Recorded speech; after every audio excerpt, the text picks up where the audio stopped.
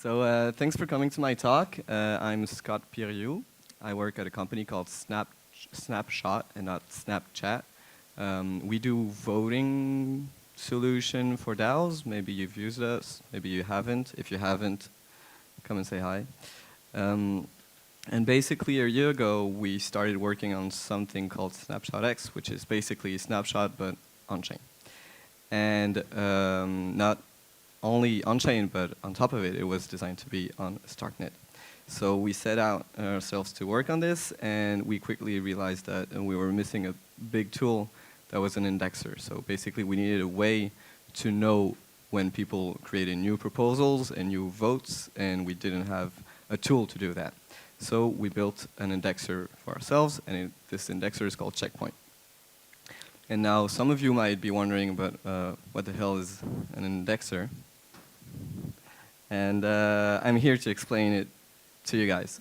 But in order to understand what an indexer does, we first need to make sure that we all understand what an event is. So what are events?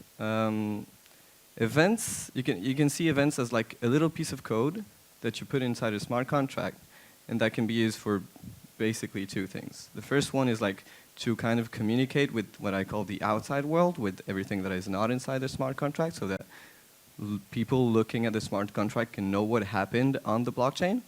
And you can also use it as a kind of little trick for cheaper storage form.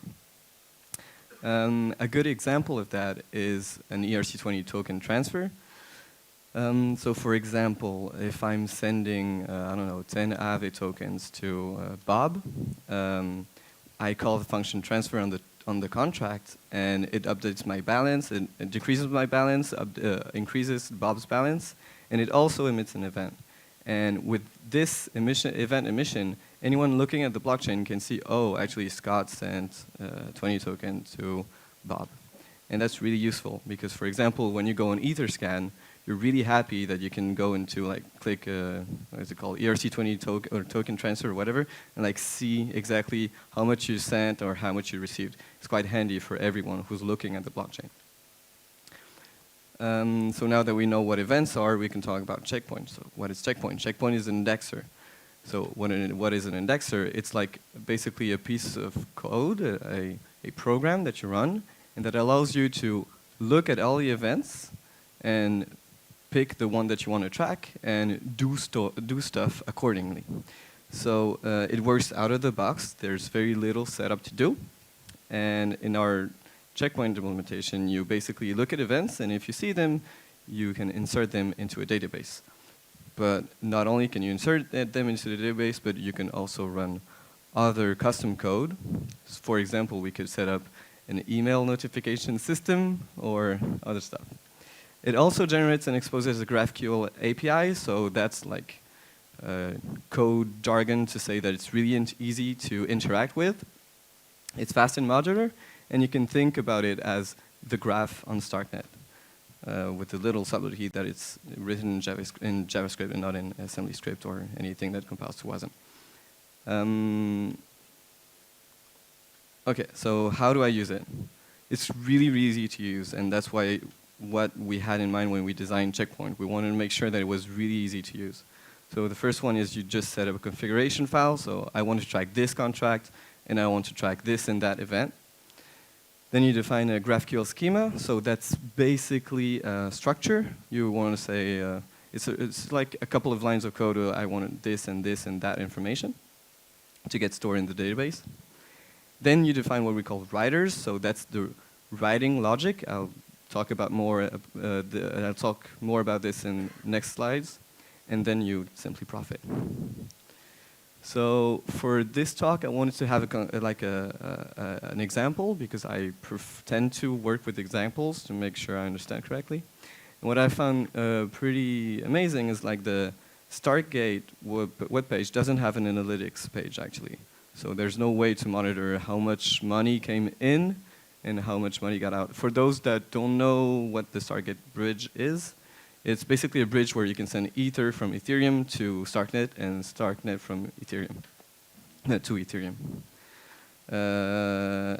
Okay, so let's fix that with Checkpoint. So step number one, as I said, configuration file. So see here, you can see the configuration file. I don't know if you can read, but basically we provide the contract. We provide the ABI. So the ABI is something that you can get on StarkScan. Then we provide the start block number, because it doesn't make sense to track, I don't know, the event of a smart contract that was only deployed on block number 200 and start looking at block 0. It's not even live, so it doesn't make sense. And then you provide the events. So in our case, we're going to want to look at the events withdraw initiated, which is when people will take back their money from StarkNet to Ethereum, and deposit handle, when people deposit from Ethereum to StarkNet. Then we define the schema. So the schema is a simple structure. Here we have ID to make it unique, the deposit count, the deposit amount, the withdrawal count, the withdrawal amount, the day, the month, and the year. So that's what we're going to insert into our database. And then we define the writers. So what are writers? Writers are the functions that get called when events are found. So checkpoint is going to run some code, and for every block, it's going to look at every transactions. For every transaction, it's going to look at every event. And if it sees one event that you specify that you want it to listen to, it will call the writer function. So those functions, they take the event, they format the information, and then they insert it into your database. For example, in our case, we need to write two writers, so handle deposit and handle withdrawal. Then we need to get the deposit amount, format it into a human-readable format, so with, for example, 0.005 Ether. Then we need to retrieve the block timestamp and determine to which month it corresponds, to which year it corresponds, and to which day it corresponds. And then we can insert all of that into a database.